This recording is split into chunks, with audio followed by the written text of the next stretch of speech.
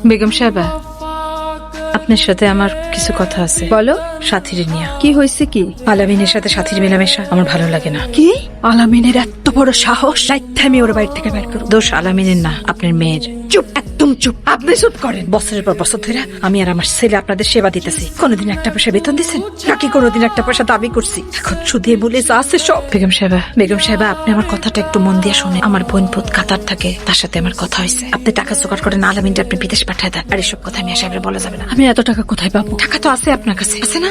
এসব কথা যদি জানাজানি হয় তাহলে এ বাড়ির মানিজ্য থাকবো নাকি? বেগম সাহেবা, আপনি আমার আলামিনরে বাঁচান।